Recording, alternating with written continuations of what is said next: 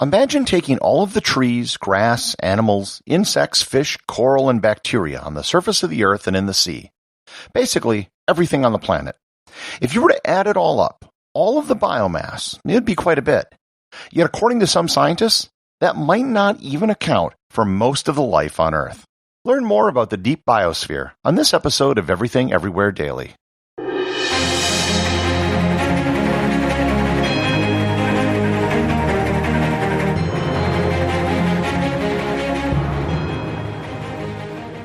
I want to tell everyone about the upcoming Intelligent Speech Conference. This year's conference will, not surprisingly, be taking place online. It will have 40 of the Internet's top educational content creators giving presentations on a wide variety of topics, including culture and history. This year's conference will be taking place on Saturday, April 24th, starting at 10 a.m. Eastern Time. And I'll be speaking there as well. I'll be doing a presentation on how travel and history are two great things that go great together, sort of like a peanut butter cup. You can register for the conference by going to intelligentspeechconference.com, and if you use code EVERY at checkout, EVERY, you can get 10% off your registration. Go to intelligentspeechconference.com.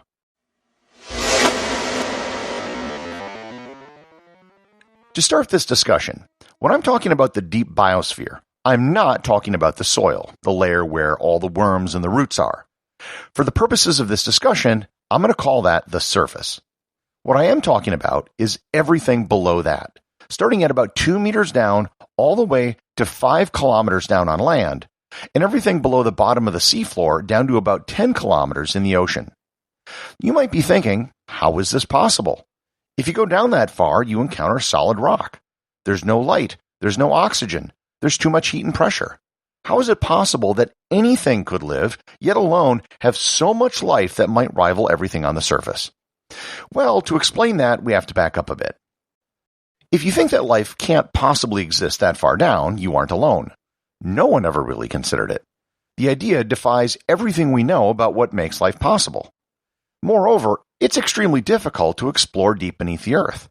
The only way to do it is via drilling or very deep mining, and our ability to go really deep is a rather recent development. In the 1920s, researchers began to note that some oil wells were bringing up hydrogen sulfide and bicarbonates.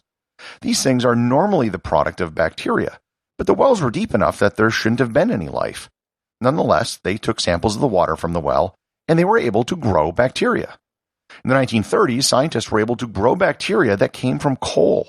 Not only did they find bacteria, but when they heated the coal to 160 degrees Celsius, well above the boiling point of water, the bacteria started to rapidly grow. As ocean drilling became a thing, whenever samples were taken from the ocean sediment or below, they always found bacteria. However, most of this evidence was dismissed. The consensus view was that life was impossible for all the reasons I gave before. They assumed that any bacteria found in such depths or under such conditions must have been contaminated from the surface. Nonetheless, the same results kept coming in. In the 1980s, the United States Deep Sea Drilling Project began taking core samples from below the surface of the ocean, and they found more microbes. Lots of microbial life, in fact. The thing which began to change everyone's perception was a paper written in 1992 by Thomas Gold from Cornell University. Gold wasn't a biologist or even a geologist. He was an astronomer. His paper, titled The Deep Hot Biosphere, resulted in a fundamental shift in how we view microbial life below the surface of the Earth. He began his paper as follows, quote, "New forms of microbial life are being discovered in such abundance deep inside the Earth that some scientists are beginning to suspect that the planet has a hidden biosphere extending miles down, whose total mass may rival or exceed that of all surface life. If a deep biosphere does exist, scientists say, its discovery will rewrite textbooks while shedding new light on the mystery of life's origins.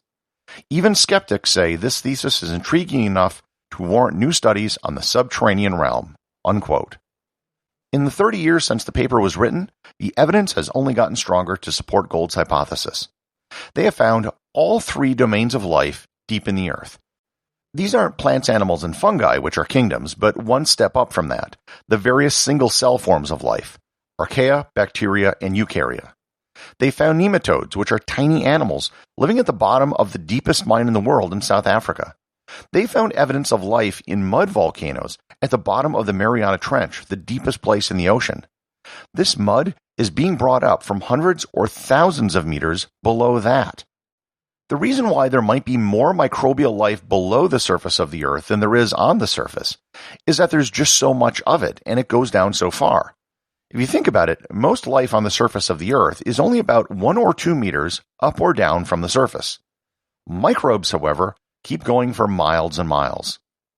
So how do they do it? How can life live down there when it's mostly rock? For starters, solid rock really isn't solid. There are very small pores in the rock, about the size of a micron, just big enough for microbes to fit. Some rocks which are sedimentary might be much more porous, enough for water to flow right through them. What do they live on? The microbes that far down have found novel ways to get energy, including using things like hydrogen, sulfur, and iron for food. Almost all of them are anaerobic, which means that they don't use oxygen. Moreover, they have extremely slow metabolisms. They can lie dormant for a very long time.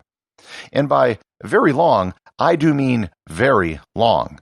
In 2020, Japanese researchers found bacteria taken from coring samples under the seafloor, which they believe to have been dormant for 100 million years. Moreover, they were able to get them to reproduce once they were taken back into the lab. There is an incredible diversity of life that goes down that far. There are estimates that there might be more than 1 trillion species of microbes on and in the Earth, and we have only discovered a fraction of 1% of them. So what are the implications of this? If there are all these microbes below us, why does that matter?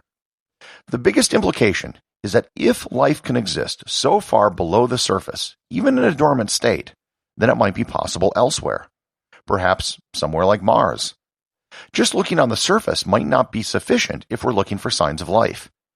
Even if life is no longer on the surface of Mars, it still might be somewhere below the surface.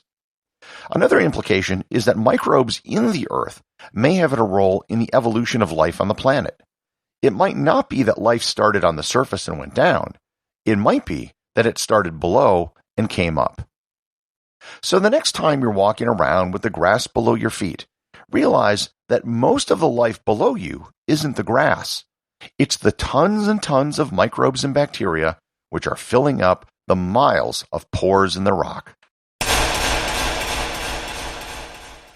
The associate producer of Everything Everywhere Daily is Thor Thompson. If you'd like to support the show, please donate over at patreon.com.